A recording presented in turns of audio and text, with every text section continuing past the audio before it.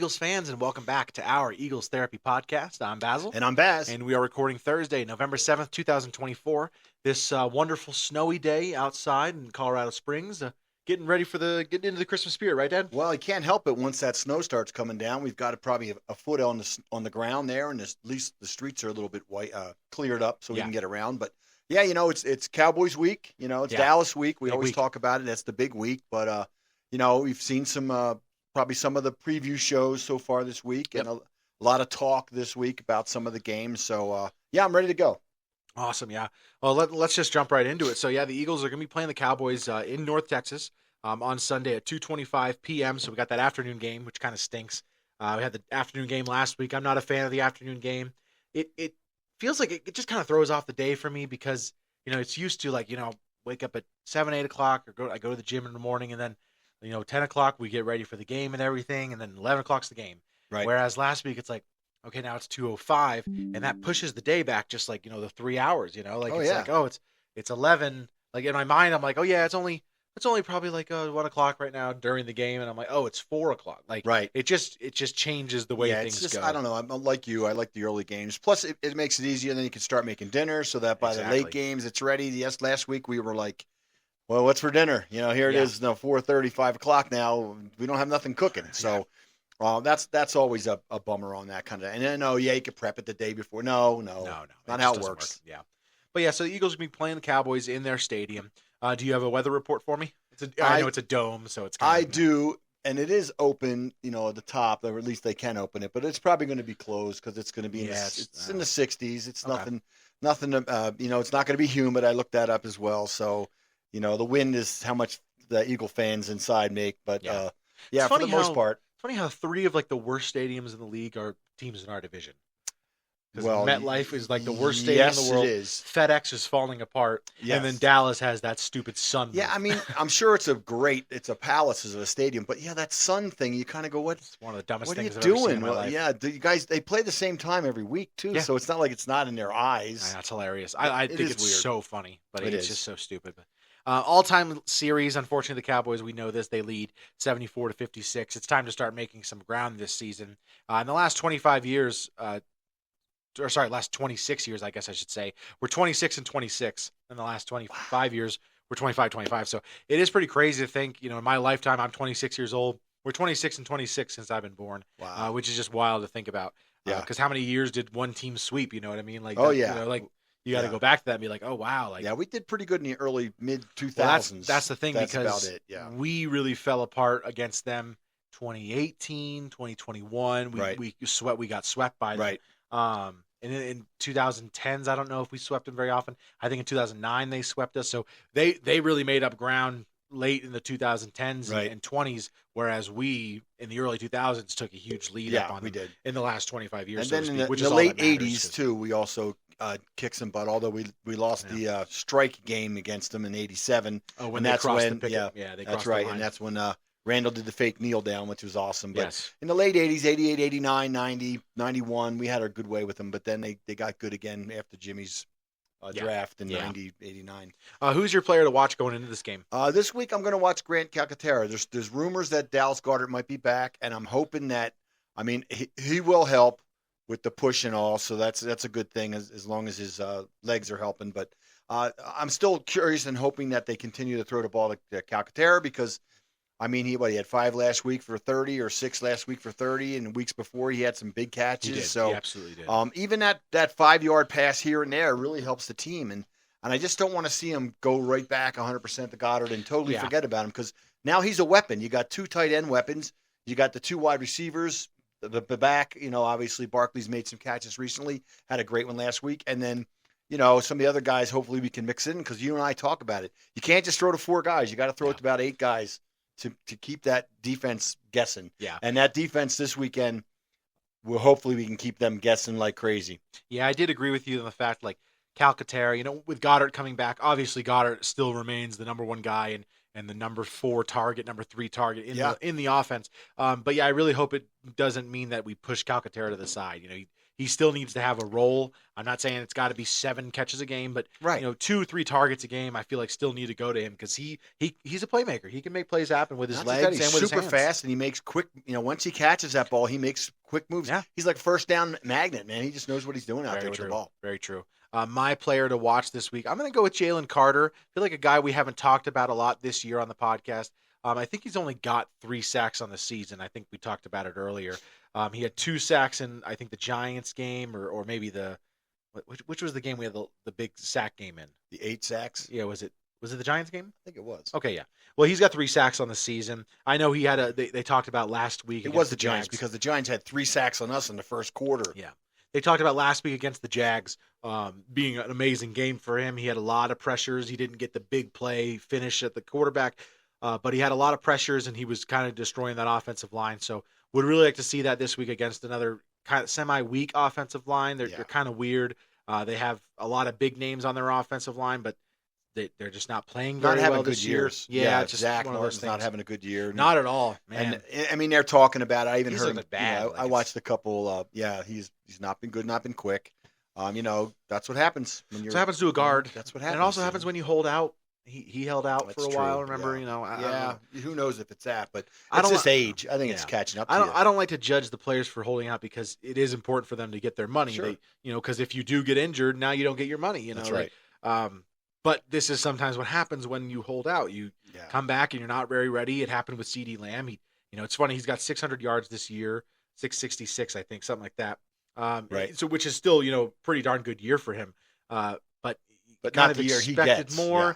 Kind of expected more from only 4 touchdowns, and a lot of those were in garbage time. Yeah, for sure. Last week, yes. So it's one of those things against the Niners. He had 2 touchdowns in the end of the game, and it was kind of over. But they just that's one of those things. I don't like to judge players for sitting out because they do want to get their money. Right. But also, this is kind of what comes with sitting out. But that also what happens when the team starts to not play well and not have a good record. Guys start to get hurt. Guys start to go on a DL, whatever you want to call it. And, IR. IR, thank you. But you know what I'm saying? It's just that's the way it happens. It's like, oh, my gosh, we're not getting any better. So hopefully we can push them a little bit farther that way this weekend. Let's get into the matchup. So on the offensive side, the biggest matchup, I only wrote down one going against their team, is the run game. Our run game versus their run defense. They have the 31st, I think, run defense in the league. No, 30th. I'm sorry. And we have the second best rushing attack in the league. Now, I know a lot of times, this is kind of what's funny. It happens in the midseason a lot, where you go into a game and it's like, oh, this team's the best and this team's the worst, or one of both. Right. And then you can't run against them. Right. And it's like, oh, because that team all week is going, we got to stop the run, we got to stop the run, we got to stop. This. Yes. I feel like this happens a lot where it's like, oh, yeah, this team's terrible against the run, this team's good. And then it doesn't work. It's like, oh, wow, that was the exact opposite. So that's one of those things. I wouldn't expect 159 yards from Saquon, but I do expect him to go over 100. And hopefully we can get the tush push back on track. And now I know we've kind of talked about it on this podcast before. Yeah. We don't love the tush push. It's good because it's a high, percentage play for, first down and goal from the 1. You got to do it. It's the first, you might as well, because if you get it, you get it. Right. But I think it's important to know, the referees, they don't like the tush push. You know what I mean? There's something to it. I know they don't like the tush push because 80% of the time we line up for it, one of the other team's players is offsides and it doesn't get called. Yes. So it's and or of course they're almost touching. It's like, wait a minute, there's got to be a little gap there. But it's confusing. It is. But it's just one of those things. That's the thing about the tush push. If it's a maybe he did it, maybe he got it. They're never going to side with you. Well, last week, obviously, we saw the replay. Everybody saw the replay. The whole world saw the replay. Yeah. The ball was on the white line, and they called it no. And you're like, wait a minute, throw the red flag. We already did. Well, let's throw it again. If there's even a smidge of doubt, you're not going to get it. So the big thing about the tush push for me is it's got to you got to be on the other side of the line, not touching it. Yes. Oh, not he got to the first down. No. Push. You got to get a yard past the first down. Yes, you do. Which hopefully will help us out this week in getting Dallas Goedert back. I think that was one of the things I noticed. I think so. Usually with the tush push, it's Goddard and Saquon Barkley pushing him in. Right. 2 of the stronger guys on the offense. And last week we didn't have Goddard, and Saquon got kind of roughed up early, so we had Calcaterra and Jack Stoll running it. Maybe they're not as good as it. We'll see. Hopefully we can get that back on track. But true, if we need it. Hopefully we don't need it. Let's get the first downs. let's make sure everybody knows where the first down is so we don't run out of bounds 2 yards short when we had 3 more yards to get, and it was easily gotten if we just stayed in bounds. That's my biggest thing about that. It drives me crazy. That's my only thing on the offensive side is matchups. Let me go to the defense. So similar to the offensive side, the number one thing I have for the defensive side is the run game. This is a team that can't run very well. This is a team that is 31st in rushing yards, whereas our defense is 5th against the rush. So, this is a team that they can't really run very well. We can stop them pretty good. It's funny because their running back, Dowdle, 321 yards on the season. That's pretty terrible in 8 games. But not just that, he's got a 4.52 average, so that's actually really good. He did good last week. That's a really good average, so I'm surprised to see. But they just don't give him the ball much because they can't run early in the downs. They can't run the first and second, and they obviously can't run a 3rd and 10. So and that's kind of what we're going to need to do this week is to make sure they can't run or run for negative yards early, so they put him in a 2nd and 11, 3rd and 12 or 13 because you're going to have a backup quarterback in there, and we want to make things very uneasy for him early and often the whole game. That's the next matchup I have is their backup quarterback. So obviously Dak went on the IR. Unfortunately, got injured with his hamstring. Said a hamstring came off the bone, which is not something you want to hear. We obviously talk on this podcast. We don't like the Cowboys. We don't like Dak at all, but we don't root for this type of injury. Not at all. It just stinks, especially after he just got paid. Like it's just a bummer. It is. But because we want to beat them straight up. Yes. So he won't be playing. So they're going to have Cooper Rush in there, who's played well in the past. I think 5-1 as a starter. Has had some good numbers before. Last time he played us in 2022, we did pick him off 3 times. So that was still good. A close game if I'm not mistaken, though, right? People have been 23-9, but it was close till late in the 4th or something. I think we picked up a fumble that was maybe not a fumble. Ran it in. You kind of remember that one, right? I think it was 23-9. No, that was 2020. Oh, yeah, you're thinking 2020. 22. 22. Let me see. I have it right up here. I don't know why I didn't just click on this one. 26-17. So I'd have to see. Okay, I'd have to see what how they scored, because if they scored in the last minute, then you can't. Well, look at the 4th quarter at least. Count I'll probably tell you. They scored a touchdown. Okay, so it was 20-17 in the 4th quarter. And then we scored to go 26-17. So that was pretty surprisingly close game. I do think they were a better team at that point. That's the big thing I'll count out. Yeah, they did have CD, who was playing great, who also might be injured going out of his mind. Yeah, he was playing amazing. They still had Amari Cooper, I think. I might be wrong there. I actually don't know. And then I know they had Michael Gallup still, who was pretty good. You could count on him for every once in a while to have a big play. And they had Dalton Schultz, who was a pretty good tight end. They do have a pretty good tight end here still now. I have him next in the matchups. Dalton Schultz, I'm sorry, I said Jake Ferguson, against the linebackers and the safeties. Ferguson, I don't have his receiving numbers pulled up right here, but he's had a pretty good season. He might be the best sidestepping tight end I've ever seen. He gets the ball, and a guy never hits him. He always runs and then sidesteps and gets an extra yard. He might be the best at that. He's got 334 yards on 38 catches, 8.8 as an average. No touchdowns for him. So I think he's the one that we tackled at the 1 yard line last year. Remember when he fell on the 1 yard line? So he's a pretty darn good tight end. The numbers don't show up for this team this year because they just really haven't been very good. Just a lot of injuries, but also even before the injuries, they were not playing very well. Right. So I think that's a big thing we're have to watch though is Ferguson. And then last I have CD Lamb. Lamb 660 yards, 4 touchdowns this year. Like we talked about, kind of feels like some of that's been in garbage time when they were losing. I know Cowboys fans will make a claim like, "Oh, well, we were coming back." Okay, sure you were. But the other teams were up by 30. They're not playing that hard. Sure, you were coming back. But I mean, that's the thing. You got to keep like I was saying about even foot some of our games, foot on the pedal the whole game. Well, that's the Jags game. I mean, you can't ever think, "Oh, we're killing them." No, that's not till the 4th quarter. Then you can talk that. But they do have a propensity for coming back, and they've shown it. But they also have a propensity for being down big time. So hopefully we can. I mean, the other big thing would be nice is if we do go up big, we have this run game against their bad run defense, and you can run out the clock. So just control the clock, put them away early.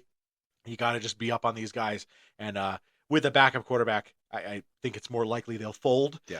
With Dak, they probably had a lot more all right, hey, we got a chance here. We still got a chance. With this, they may not, and especially without CD Lamb, I'm expecting him to play, but he did kind of get beat up towards the end of that game in Atlanta. Just some kind He came out and then he came back. Yeah, he came back in, caught a 2-point conversion. But yeah, it just seemed like I don't know how intense his injury is, but it definitely seemed like some of the hits he took. I think it was a shoulder. It is a shoulder, yes. AC sprain. Yes, AC. So that's it. you can play through that, but you never know. Yeah. He was a limited participant in practice just the other day. Yeah. They haven't listed Thursday's injury report just yet. Or if they practiced at all. So. Yeah, so we don't know about today's. That makes it yet, hard. But that's what we got to do. Yeah.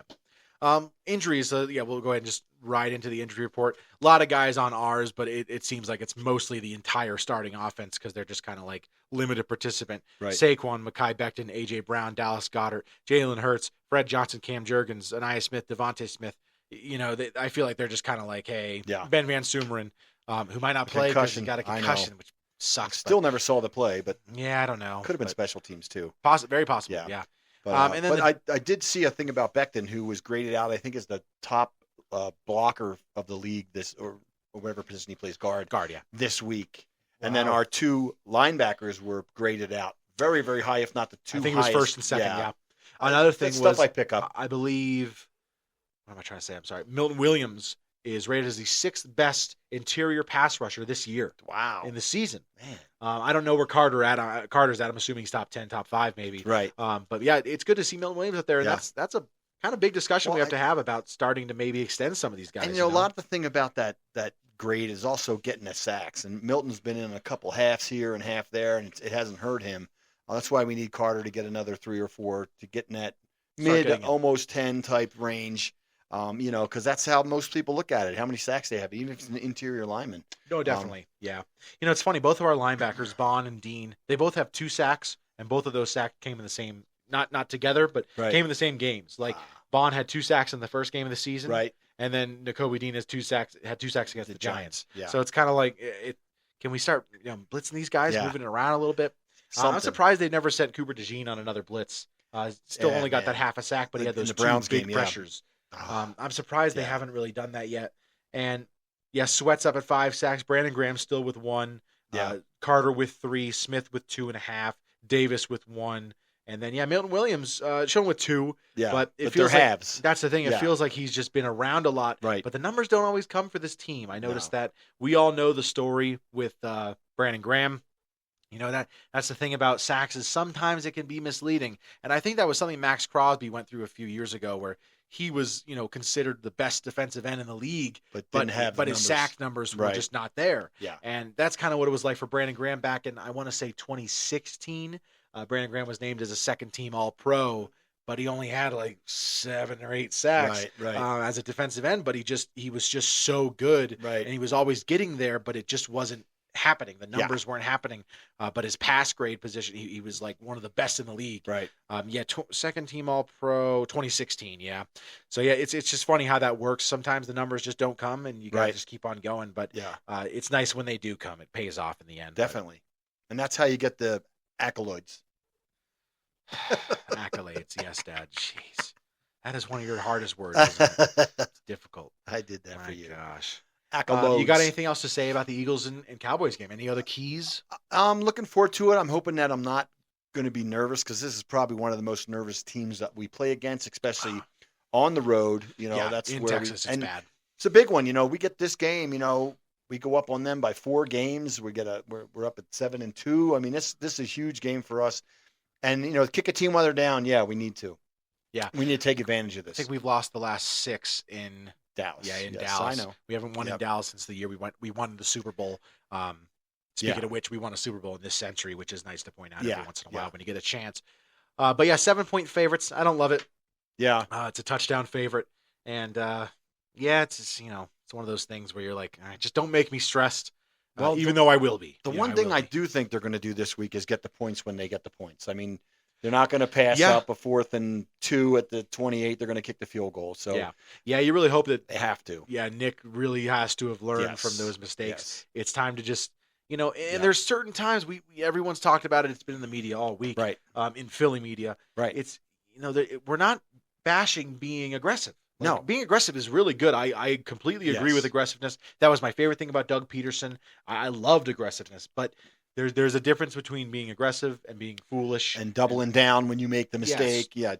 Yeah, and And it's funny because I was kind of a supporter early on in the game when they jumped up, what'd they do? They jumped over the center. Is that what they did? Yes. And we got at the 1 yard line, the 2 point we'd already kicked the extra point. I was kind of like, okay, like maybe I'll take that. Right. But once that failed, from then on out, it was all right. Now we're just taking points over and over. You can't. It's like in gambling. They always say, you don't chase your losses. You know what I mean? They always say that when you lose, if you lose $50, don't go and I gotta get that $50 back because you're gonna lose more. And that's what I think. You can't chase your losses. When you lose that point, you can't go.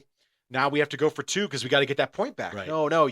Now it's just about okay. We just got to start stacking them. I guess is to say the word. Just especially stack early points. in the game, early in the first half. First half, you take the points. Second half, then you start gambling depending on where you are. But I understand. You get the first down, you score right there. You go up 17 or whatever it was, a 10-0. It would have been 17. It would have been 17, and instead they wanted to go 18 instead of 13, and then you end up getting just 10. So.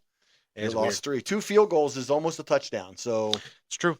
I know. And 3 is better than a touchdown with a 2-pointer. And a touchdown with a mixed extra point is terrible. Yes, I agree. I always say it. It hurts. Anytime you score a touchdown and you miss an extra point, Yeah. It feels like, we didn't even score a touchdown. It's a shoulder slumper. We just kicked 2 extra points. Yeah. I agree. It's something you love to do. But all right, let's talk about some other games going into the weekend then that we're excited for. So the Thursday night games, that's an AFC. I am Good excited. one. Yeah, Bengals and Ravens for tonight. Doesn't affect us at all, but we still, I mean, I guess it could. We played both of these teams. We play their whole division. Yeah. So depends, if you want the Bengals to win to increase your strength of schedule, kind of put the Ravens down into the slump. I don't know. That's where I am. They're looking like one of the best teams, and we don't play them for a little bit longer. So not sure what you want there. I'll check the routing guide. Then we've got on Sunday, the morning game, Giants and Panthers. Early morning game, I should say. Yeah, sorry. This is the game in Munich. Going to be in Germany. Germany. Sorry. Yep. And this it's funny. It's one of those things where it's like, 2 bad teams playing might make it good. That's right. That's right. We'll see. I kind of want the Giants to win because we kind of want them to start ruining their draft pick. Yeah. We don't want them to have a top 5 pick, which is kind of what they're going for. And hopefully the Panthers do want a top 5 pick, so they're just going to start going, hey, just beat us down and we'll take it, Yeah, I don't know. They seem like they've played pretty hard. Like they lost. Yeah. They won last week. They won against the Saints. Yeah. Which is, have we crowned? I know. Have we crowned a new worst team in the league? I think so. And it's kind of funny because in the power rankings in the first 2 weeks, they were the number 2 team and number 3 team. And this is what you always say. And you're right, Dad. Let's wait a second. They're not going to the Super Bowl. They're 2-0. Give it a second. I know. And that was the big thing they talked about. The Saints in the first 2 weeks. Though. They really collapsed. 7-game losing streak, right? Coach is fired. Yeah. Oh, yeah. Derek Carr has gotten that coach fired twice now. Once in Oakland and once here. Yeah, or here, sorry. In St. Louis. In New Orleans. Yeah, there we go. Louisiana. Then we've got the 49ers Buccaneers. Big game for the NFC. What do you think of the Buccaneers Chiefs game the other day? Well, it's funny. Obviously, I was cheering against the Bucs because they were in it. They were in it late even, and they looked pretty good. What's your thought process on you go for 2 or do you kick the extra point? I think you go for 2 there. I do agree. I know, but you got to have the play. It can't be a rollout, a running back. I mean, it's too predictable. It's got to be something, a quick hitter. Yeah, I agree. And teams don't do that. I know. Either because you can't run out the gut on the Chiefs because they got some of them big guys up there. It's really hard to push them, but you got to do a quick hitter. I don't know, a tight end, a quick screen. It's got to be fast. Yeah, I agree. And then next thing, Niners Buccaneers. That's going to be a big one as far as we kind of want the Niners to stay down, so we'll probably root for the Bucs there. I don't know. I know it's hard, but I can never root for the Niners unless they're playing Dallas. I'm with you. Next one, the Falcons and Saints. So we already talked about the Saints kind of being the worst team in the league, and the Falcons kind of going uphill still. They're still on the rise, and they beat Dallas last week, which was nice for us. We enjoyed watching that one. It's a bummer because we lost the Falcons earlier this year in a game that we always talk about. You should have won, but they're just using their weapons right. Yeah, I mean, they are. Cousins can't move. He's like a tree back there, but he's accurate, and they got players on that team now. They drafted well. Yeah, the running back tandem is great. Bijan's amazing. Yes, he is. And Algier is pretty good running back. It's surprising as your backup. But their wide receivers are good too. They got. Yeah, I have to wonder if Drake London's going to be playing in this game. He did. He went out with a back injury against the Cowboys after he caught his touchdown. That will hurt him. That one, he came down rough. But that one kind of slowed their offense down in that game. So I don't know if he's going to be playing. So that'll be a big part. Yeah, they were scoring at will up until one point. Yeah, true. Yeah, very easy. Next, the Pittsburgh Steelers and the Washington Commanders. So Commanders, of course, are our game on Thursday night next week. I know it sucks. We got to play Sunday and then play Thursday. It's a bummer. Right. After a long trip. So it's a difficult game. But the good thing for us is, playing against Washington, it's difficult for us. We're playing against the Steelers. That's going to be difficult for Washington. Right. That's a big, hard-hitting, strong defense. It's one of those games where you don't get injured, but you get hurt. In the term of, no one's injured or out for the game. Take a lot of hits, but you take a lot of hits. Yeah. You get sacked a lot. Yeah. Your wide receivers get knocked down, and then someone doesn't get injured but goes, man, I didn't like that. And then on a short week, it's really hard to come out and want to put your head down and start pushing again. Yeah, absolutely. It's not easy. Yeah. And the quarterback from the Commanders, who has played amazing, you got J.J. Watt out there coming in, and he doesn't take TJ. Sorry, I get you. He doesn't take any prisoners. You know what I mean? He's a hard hitter, and he plays with so much intensity. It's amazing. I wonder how far away the discussion of him as best defensive player in NFL history is. Wow, he's great. I mean, he's the best. I know you love him. I know you love him. He's the best defensive player in the league. There's really I don't know how there's any discussion. 4 years now, too. For years, he's been the best defensive player in the league, and I know he's kind of oft been injured. Does happen every once in a while. A little bit more now that he's getting older. He's only 30, and you're like, that's, it feels like he should be a lot older. But Defensive Player of the Year, 4-time first-team All-Pro, and in his career, what's he have now? He's sacks? 103 sacks. Okay. So, there were some seasons that he was, 10 games. I guess there's only one season. He only played 10 games in one season. But, he tied the NFL record for sacks with 22 and a half. So, he's unbelievable. Yeah. And I wonder how far the discussion is for him on that. But I hope to see the Commanders lose. That way, if we win, it goes up to a 5-game winning streak. And the Commanders kind of go, that hurt. They got to be hitting a bye week here pretty soon, too. I'm assuming after our game they have their bye week, right? Because it makes sense. Because they haven't had their bye week yet. No. Let me see, week. But so after our game, that would put them at like 10 or 11 games, right? This week it'll be. They don't have their bye week till week 14. Wow. They have a tough little road there. I mean, especially after playing you had to play the Bears the week before. You had to play the Giants last week, and then you got to play they got to play the Steelers, and then us on a short week, and then still continue to play and go play against the what do we have? Cowboys the week after. Which I mean, the Cowboys we don't at that point we don't know if they'll kind of be down in the dumps for sure, but. We hope to kind of push them there, as I think I asked you earlier, they didn't put Dak on the IR yet. I don't think so. Definitely not playing for at least a few weeks. But with the whole bone thing, it's kind of that makes it. Yeah, I don't think they've officially placed him on IR, but it's fairly apparent they're going to be on IR. And if he gets the surgery, he probably won't come back the rest of the year. I mean, he can't. So it all depends on the situation. It is wondering Iowa State out. What's taking so long, but maybe they got. I mean, they have to win 7 of their 8 next games to be a 10-win team. That's you know what I mean? So if Cooper Rush can get you there, sure you bring him back, but if you can't get to the playoffs, there's no point in bringing him back, I would say, Okay. The Vikings playing the Jaguars, expect a big win there for the Vikings. They've looked human the last few weeks. Agree. They beat the Colts last week on that Sunday night game. I didn't really get to watch much of it. Yeah. We recorded during it and then editing, and it wasn't really that good of a game to be ready for anyways, but they're playing the Jaguars, who are a pretty bad team. So even though they've come down to earth, they're still probably a stronger team than the Jags. I think so. This is outside of the conference, but I got to mention it. Broncos going to be traveling to Kansas City to play the Chiefs. Broncos, of course, went on a long streak there, losing to the Chiefs consistently until they beat them last year. Wow. So, we'll see what's going on there. But the Chiefs are another team that's, they're 8-0, but they feel human, you know what I mean? Like they're not juggernaut. No. But they got Mahomes and they got that defense and they got Andy Reid, and that's all you need. I mean, wasn't that game at home game last week, right? Against the Bucs? Against the Bucs. It was. Yeah, it was. I mean, they kind of barely scraped by. It got an OT, of course, Yep. That's why, like you say, you asked me, should I go for 2? When you're playing against a team like that on the road, their home, take it. Just do something, man. Well, at this point, I would say with the Bucs, they're playing with house money. They lost their starting wide receiver. Mike Evans continued to play, but they lost Chris Godwin, who was playing as a top 5 receiver in the league. Oh, yeah. So at this point, you feel like they're kind of, I don't know, could they maybe fringe playoff? Probably not. I don't know. Yeah. So at this point, I would just say, play with the house money and just, go for it. Like weird that you would want to go to overtime and lose that way. You got to have a play. You got to have at least 5 plays in your playbook that are like 2 yards. What was that? A 3-yard play. What was that? Yeah. They have never done that all season, and all of a sudden, where'd this guy come from? Like, you got to have that. I don't understand why they don't. But another big rookie matchup coming up: the Patriots and Bears. Bears, we don't play either of these teams this year, so it doesn't relate too much to us. But the Bears are kind of fighting for that, roster wild card, fighting for that wild card, and we're kind of fighting for that too. If Washington is as good as we think they are, that wild card becomes very important for us. So we do need to see the Bears there. So Caleb Williams taking on Drake May, and then going into the Jets and Cardinals. Big game here, 225 game. Oh, wow. Big game for both of these teams. Where are they playing? In Arizona. Oh, nice. Yeah. Oh, we'll peek on that one. Yeah, we'll go down to it maybe. Yeah, we'll peek on that one. Yeah, big game for both of these teams. Jets 3-6, Cardinals 5-4. So still kind of both middling the pack, but the Cardinals are the first in the West, NFC West. The Jets won a game last week. They did. They won on Halloween. Did not think they were going to.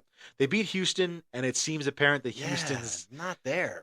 Their injuries have taken over. Stephon Diggs, Nico Collins. They got Tank Dell, who's still really good, but it seems like that kind of did decimate their team. I thought it was when I was watching that kind of with hopeful eyes that they'd probably knock the Jets off again. Yeah. But didn't happen. Hopefully the Cardinals can do it, push them to 3-7. The Cardinals will go up to 6-4. Another team that they're going to be fighting for a playoff spot if they're not winning the division, because now their division looks a little bit harder with the Monday night game, the Rams and the Dolphins. Yeah. The Niners have been a little tough this year, but they still have those guys. He's coming back. McCaffrey's coming back. Yeah, exactly. I mean, he's off the 21 day, whatever that means. So he might be back. Yep. So that's a big one. But they need him bad. But the Rams are another good team in that Cardinals division who have played really well as of late. They beat Miami a few weeks ago. Who'd they beat last week? We watched it. The Seahawks. Or not Miami. I'm sorry. They're playing Miami this week. They beat I said Miami, and I'm sorry. I meant to say oh my gosh. Didn't the Rams beat the Seahawks last week? They beat the Seahawks last week, but who'd they beat the week before? I can't I lost it. I had it. I totally had it. It was when they beat the Here it is. No. I can't find them. Holy crap. I can't find them at all. No, they beat the Vikings. That's what I meant to say. Oh, okay. Yeah, they beat the Vikings in that overtime with the face mask that they didn't call. Not overtime, in the end zone. Right. Not overtime, but the face mask in the end zone that didn't get called. Yeah, it didn't get called. So, the Rams, though, but they're looking a lot better. They got their players back in Puka Nacua and Cooper Kupp, not Rush. Puka got kicked out of the game. Yeah, that was crazy. Early, and it looked like they might lose because of that, but Stafford was he's been good this year. He has been. Yeah, so the Rams, Seahawks, the Rams, Cardinals, Niners, Seahawks division looks pretty darn good. Yeah. Not as good as the NFC North right now, but still it's pretty good. And then next we've got the Lions and Texans. That's the Sunday night game. I skipped past that. Could be a good one. Could be a good one. It depends on what you get from Houston. Yeah. Seeing on the injuries. After last week's look, though, they didn't look good. Yeah. Depending on their injuries, you just never know what you're going to get with this league in this game. But it's a good Sunday night game, hopefully, and hopefully after a win over the Cowboys, we get to sit back and relax and watch the Lions in Houston. Watch the late game, yeah. Watch another Texas team get destroyed. No, I'm just kidding. Sounds good. Yep.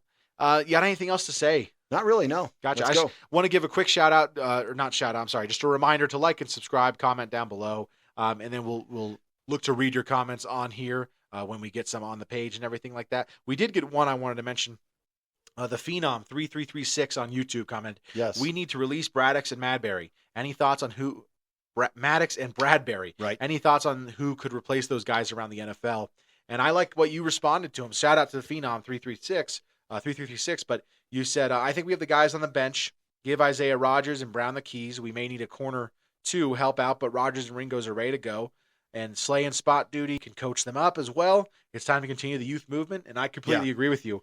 If you get rid of Bradbury and Maddox, I'm okay with it. We're trying to probably avoid the cap hit of Bradbury, the dead money and everything. Right. But the Maddox one, I think at this point you kind of say it's time because you got three guys that can come in for that Maddox position. You got Ringo, Rodgers, and Sidney Brown. Sidney Brown can play that corner. And last week, Maddox got in for one play, and what did they do? They threw right at his guy. And he had a first play. And he had not a holding, a pass interference. And it was 3rd and 10. Yeah, and he got a first down. Yeah, it was just definitely a bummer. There's some people were saying I'd rather see a younger guy get burned on that play. I agree. I do agree. So let's get into some other sports or other teams. The 76ers are 1-6, really brutal season. Maxi's hurt. He's going to be out for a few weeks now.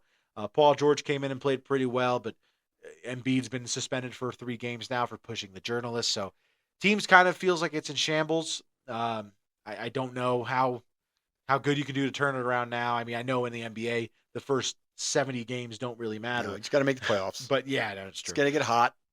at some point, and maybe that could happen when we get them 3 back, but it's a bummer to see Maxey get hurt. Penn State dropped down in the rankings, of course, like we expected. They lost to Ohio State in a really brutal game, hard to watch game, just boring altogether. Yeah. But just bad decision-making, what was it? 2nd and goal from the 3, they threw the pick, and you're like, what are you doing? What are you doing? Well, they had 2 times they were inside the 5, right? Yeah. And they didn't score either time, It was bad. So you leave 14 points on the board. I mean, you can't Nick. do that. Was Nick calling the game? You can't do that against Ohio State. And it really stinks because I was saying this to you. The one game I want them to win is that one, and they just don't do it. So they dropped from the 3rd to the 6th, which is still good. They're still in the top 8 and everything. Sure. So, still time to keep on building back. They're playing against Washington this week, an unranked team. So really hope to win that one. And should be good. And then after that, I think they've got a pretty somewhat simple ending with Purdue. So they've got Washington, Purdue, Minnesota, and Maryland, all teams that I'm assuming are not going to be ranked. So you feel pretty good that your spot in the playoffs is solidified. But this team's I don't know. You never know. Yeah, I know. You never know, but with Penn State, you kind of always know. Yeah. It's like, you kind of do. We'll have a good team, but it won't really matter. But the quarterback situation is weird there, too. It's always they play changing. 2 guys. Yeah, I don't like that. Yeah, which stinks because Drew, I think, is a really good player. Now, he did get injured a couple weeks ago. Then I get it, but for the most part, let's stick with one, make one. I don't know. Yeah, they've been doing that for years. They've got Tyler Warren, though, dude, who's just unbelievable, that tight end. That might be a guy to look for. He's got 606 yards this year, 4 touchdowns. 75 yards a game, 11.9 average, 51 catches. This guy's been really good. One of the maybe the best Penn State tight end at least since Gesicki, but maybe all time. I mean, he's really good. Well, that's cool. Maybe this might be a guy you look for coming out of college. He also has a touchdown pass, but that's okay. No, move on from there. Nice. Let's go say our goodbyes. You can follow us on Facebook, Instagram, or TikTok. If you like Our Eagles Therapy podcast, do us a favor, rate and subscribe wherever you get your podcasts. If you're watching on YouTube, please like and subscribe. You can email us your questions at oureaglestherapy@gmail.com. But other than that, from all of us here at Our Eagles Therapy podcast, I'm Basil. And I'm Baz. Go Birds. Fly, Eagles, fly.